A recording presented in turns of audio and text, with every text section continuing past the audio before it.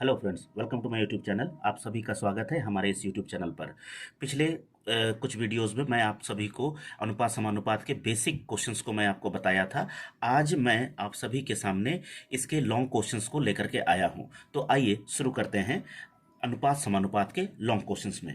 पहला क्वेश्चन यहाँ लिखा हुआ है, यदि राम की आय का आधा, श्याम की आय का तिहाई और महेश की आय का चौथाई आपस में बराबर है। तो देखिए यहाँ कैसे दिया हुआ है कि राम की आय का आधा, राम की आय का आधा, श्याम की आय का तिहाई, तिहाई माने एक तिहाई श्याम का, और महेश की आय का एक चौथाई आपस में बराबर हैं। तो हमको बताना है कि राम, श्याम और महेश की आय का क्या अनुपात होगा। तो इसके लिए हम लोग क्या करेंगे कि इसको हम लोग इक्वल 1 मान लेंगे। तो इक्वल 1 मतलब 1/2 r इज इक्वल टू 1, उस तरह से 1/3s is equal to 1, 1/4m is equal to 1। तो यहां पर r का वैल्यू कितना हो जाएगा 2, यहाँ r का s का वैल्यू कितना हो जाएगा 3, यहाँ m का वैल्यू कितना हो जाएगा 4। तो इसका मतलब क्या हुआ कि r is equal to 2, s is equal to 3 और m इज इक्वल टू 4, यानी इन तीनों का अनुपात 2:3:4 हुआ। अब मैं जो आप लोग वीडियोस देख रहे हैं, अगर आप लोगों को समझने में दिक्कत हो तो कमेंट में मुझे ज़रूर बताइएगा, ताकि मैं इसका और भी सेशन बना पाऊँ।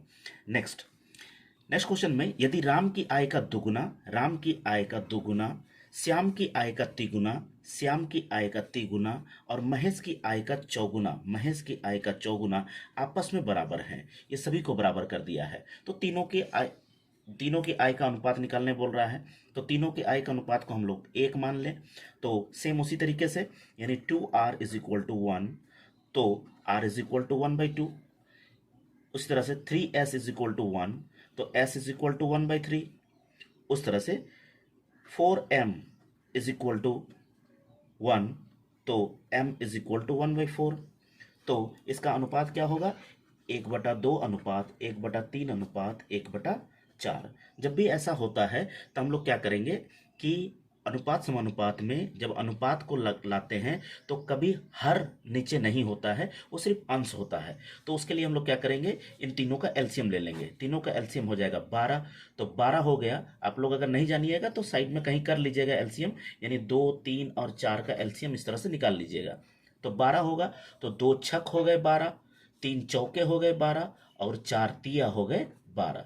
तो इसमें हमेशा हर को कैंसिल कर देते हैं, तो ऊपर जो बचता है वही आपका अनुपात होगा, यानी 6:4:3। अगला क्वेश्चन आपको दिया हुआ है कि ये एक सिंगल क्वेश्चन है, लेकिन इसको मैं 3 टाइप्स में बांट दिया हूं, इसलिए कि आपको अलग अलग प्रकार के क्वेश्चंस, अगर इस टाइप के क्वेश्चंस पूछे जाएं तो आप इसी में ही समझ जाएं। तो 30,000 रुपए को ABC में 3:5:, देखिए ABC तीनों को किसे बांटा है, 3, 5, 7 में बांटा है। तो पहला क्वेश्चन यहां पर पूछा है, इसमें एक क्वेश्चंस में थोड़ा सा छूट गया है, जो लिखना चाहिए था कि इनमें अनुपात या जो समानुपात होगा, तो ये 30,000 को बांटना है हमको सी के आधार पर। तो सी के आधार पर अगर बांटना है, नहीं क्वेश्चन ठीक है, तो सी के आधार पर अगर हमको बांटना है तो टोटल कितने हैं यहाँ पर 30,000 रुपए, टोटल कितने हैं 30,000 रुपए। अब टोटल अगर 30,000 हैं तो ए और बी और सी तीनों मिला करके टोटल हैं। तो यहाँ कितने हो गए, 7, 3, 10 और 5 15 हो गए, यानी टोटल ऐसे लाइन पर हम लोग बनाएंगे, टोटल कितने हैं 15, और टोटल क्या दिया है 30,000। तो हमको निकालना है किसका, पहला क्वेश्चन में सी का, यानी 7 के बराबर निकालना है। 7 के बराबर कितना होगा नहीं पता है, काट दीजिए। तो 15 दूना 30, 2,000 रुपए, और 7 दूना 14, यानी 14,000 रुपए पहला सी को मिलेगा। सेम उसी तरीके से अब क्वेश्चन नेक्स्ट पूछा है बी नंबर पर। बी नंबर में पूछा है बी तथा सी का रकम का अंतर कितना होगा। तो देखो बी और सी का अंतर कितना होगा, तो अंतर मतलब दोनों को घटा देना है।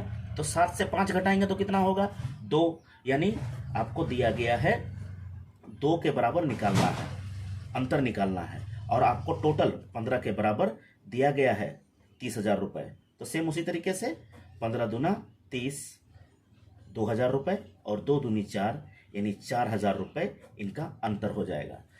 अगला क्वेश्चन इसी पर ही, ए तथा सी को मिलाकर कितना रकम होगा। तो ए और सी को मिलाकर के, ए और सी को मिलाकर के 7 3 10, टोटल कितना रकम होगा बोल रहा है। तो 15 के बराबर हमको 30,000 दिया हुआ है, 30,000 दिया हुआ है, तो हमको निकालना है टोटल, यानी 3 और 7 10 के बराबर कितना होगा। तो फिर उसी तरह से 15 दूना 30, 2,000 रुपये, तो इधर हो गया, और एक जीरो बढ़ा देंगे हम लोग, मल्टीप्लाई कर देंगे, यानी 20,000 रुपये। ये याद रखिएगा, जब भी लाइन मेथड हम लोग करते हैं, लाइन मेथड में हमेशा ये ऊपर नीचे इस तरह से ये डिवाइड होता है, इस तरह से ये डिवाइड होता है, ये सामने में भी इस तरह से डिवाइड होता है, इधर सामने में भी इस तरह से डिवाइड होता है। कभी भी क्रॉस में डिवाइड नहीं होगा, क्रॉस में हमेशा मल्टीप्लाई होता है, इसको ध्यान रखिएगा। अब आते हैं नेक्स्ट क्वेश्चन पर। नेक्स्ट क्वेश्चन में यहाँ दिखा है, किसी धन को ए बी सी में 2:5:7 के अनुपात में बांट रहे हैं, और सी को ए से 500 रुपये अधिक मिला है, तो बी का हिस्सा कितना है वो हमको जानना है। तो यहाँ पर जो अनुपात दिया गया है वो अनुपात है ए बी सी का 2:5:7। तो हमको बोल रहा है कि सी को ए से कितना अधिक मिला है, 500 रुपये अधिक मिला है। जब भी याद रखिएगा, अधिक या कम का मतलब होता है अंतर के बारे में वो कह रहा है, यानी डिफरेंस निकाल लेना है। तो यहाँ पर डिफरेंस कितना दिया है, किसको पूछा है, ए और सी का, ए और सी का डिफरेंस, यानी 7 से 2 घटाएंगे, डिफरेंस निकालेंगे तो 5 हो गए। तो 5 के बराबर आपको 500 दिया गया है। तो हमको किसका निकालना है, बी का। तो बी मतलब कितना हो जाएगा, बी का मतलब है 5, तो 5 के बराबर कितना है, तो काट देंगे इसको, सिंपल है। ये 100 हो गए, ये हो गए 500, यानी बी का भाग कितना है, 500। नेक्स्ट क्वेश्चन, 3 संख्याओं का औसत 10 है।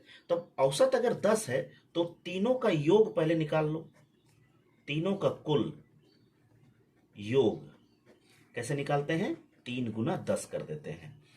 ये जब औसत में आएंगे तब हम बताएंगे कि क्यों ऐसे हुआ। तो ये हो गया 30। अब हमको बोला है कि पहली संख्या दूसरी संख्या का दुगुना, पहली संख्या जो है दूसरी संख्या का, इसका बहुत सारा मेथड है, बहुत अलग अलग तरीके से भी इसको बना सकते हैं। कोई एक मेथड से मैं आपको बता दे रहा हूं। तो इसमें बोल रहा है कि पहली संख्या दूसरी संख्या का दुगुना, दूसरा संख्या को 1 मान लीजिए तो पहला संख्या दुगुना। फिर बोल रहा है कि दूसरी संख्या तीसरी संख्या का तिगुना, तीसरी संख्या का दूसरी संख्या जो है तिगुना है। तो इस तरह से हो गया। तो अभी इसका सरलतम रूप आपको मैंने बता दिया था किस तरह से बनाते हैं। तो एक एकम हो गए 1, ये हो गए 3 एकम 3, और ये हो गए 3 दूना 6। तो 6 3 9 और 1 10, टोटल हो गए 10। और टोटल का मतलब यहाँ 30 दिया गया है। तो बड़ी संख्या हमको निकालना, बड़ी संख्या क्या है, यहीं से देखने समझ में आ रहा है कि 6 बड़ी संख्या है। तो हमको टोटल 10 है, 6 3 9 और 1 10, 10 के बराबर यहाँ 30 दिया हुआ है। तो बड़ी संख्या मतलब 6 निकालना है। तो 6 के बराबर कितना, तो यहाँ पर काट दो, तो 6 दिया 18। तो बड़ी संख्या कितनी हो गई, 18। अगर यहाँ छोटी संख्या बोलता तो 1 के बराबर निकालते। नेक्स्ट क्वेश्चन, ए की आय बी की आय से 20% कम है। तो यहां भी इसको ऐसे भी कर सकते हैं। तो ए बी सी, तो यहां पर बोला है कि ए की आय बी की आय से 20% कम है। तो इसको अगर 100 मान लिए तो यहां से 20 कम मतलब 80 है। उस तरह से बी की आय सी की आय से 10% कम, सी की आय को अगर हम 100 मान लिए तो ये 10% कम मतलब 90 हो गया। अब तीनों का एलसीएम जैसे निकालते हैं हम लोग, अनुपात पहले निकाल लेंगे। तो ये हो गए आपके टोटल 1 2 3 4, यानी 10,000 रुपये, 10,000 अनुपात। और ये इसको गुना करेंगे तो 9 1 2 3 9,000। इसको अगर गुना करेंगे 8 9 72 1 2। अब पीछे के 2 2 जीरो से आप पहले ही काट दीजिए। अब कोई नंबर से कटेगा तो इसको काट दीजिए, कौन से नंबर से कटना चाहिए। तो इसको अगर हम 2 के पहाड़ा से भी काटते हैं तो कट जाएगा। 2 तिया 6, 2 तिया 6 और 2 छक 12, यहाँ पर 2 चौके 8, 2 पाँचे 10, यहाँ 2 पाँचे 10 0। और कोई नंबर से कटेगा तो काट सकते हैं, और अगर नहीं कटता है तो इसको छोड़ दीजिएगा। तो इसको हम लोग टोटल अगर हम करेंगे तो टोटल हम लोग को यहाँ पर क्या क्वेश्चन दिया है, यहाँ पर सी की आय 500 है बोल रहा है। सी की आय मतलब सी का अनुपात कितना है 50, यानी 50 के बराबर आपको दिया गया है 500। तो हमको बोला है ए की आय कितना है, तो ए की आय कितना है 36। तो सिंपल सा इसको काट देंगे 10 तो गुना कर देंगे तो 360 रुपए किसका है, ए की आय। अगला क्वेश्चन में यहां आपको दिया गया है 1 रुपया 50 पैसा 25 पैसा के 378 सिक्कों के मूल्यों का अनुपात दिया गया है 13:11:7। तब अनुपात में दिया है तो अनुपातिक नियतांक को पूरा लिखने के लिए 13x 11x और 7x हम लोग करते हैं। अब इसका रुपया का अनुपात कितना दिया है, रुपया मतलब 1 रुपया दिया है, 50 पैसा मतलब 1/2 रुपया है और 25 पैसा मतलब 1/4 रुपया है। तो यह मूल्यों की संख्या 378 है। मूल्यों की संख्या कैसे निकालते हैं, निकालने के लिए हम लोग क्या करते हैं 13x बटा रुपया के साथ हम लोग डिवाइड कर देते हैं। उस तरह से 11x बटा 1/2 रुपया प्लस इस तरह से 7x बटा 1/4 रुपया। अब इसको हम लोग पलट देंगे तो ये हो जाएगा 13x, ये हो जाएगा 22x, ये हो जाएगा 28x इज इक्वल टू 378। अब हम लोग इसको जोड़ देंगे तो ये हो गए 8 2 10 11 12 13 और ये 2 2 4 और 1 5 और 1 6 63x हो गए, ये हो गए 378। तो इस आधार से अभी हम लोग x का वैल्यू यहां पर हम लोग निकाल देंगे। तो x का वैल्यू निकालने के लिए इसको काट देंगे तो ये 6 बार में ये कट जाएगा। तो x का वैल्यू कितना आया 6। अब x का वैल्यू इतना आया तो हमको क्वेश्चन पूछा है कि 50 पैसे के सिक्के कितने हैं, 50 पैसे के सिक्के। तो सिक्कों की संख्या हम लोग कैसे निकालते थे, ऐसे। तो 50 पैसे वाले ये हैं, यानी 22x कितना होगा वो हम लोग निकालेंगे। तो 22x निकालने के लिए x का वैल्यू तो आपको पता है, तो 22 गुना 6 हो गए यानी 132 टोटल आंसर हो गए।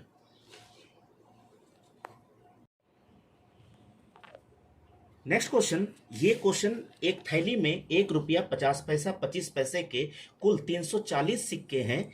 इन सिक्कों के मूल्य 5:4:1 के अनुपात में है, तो 25 पैसे के सिक्कों की संख्या बताएं। सेम उसी प्रकार का क्वेश्चन है। ये क्वेश्चन मैं आप लोगों के लिए होमवर्क रख रहा हूं, ये आप लोग बना करके मुझे कमेंट में इसका आंसर अवश्य बताइएगा।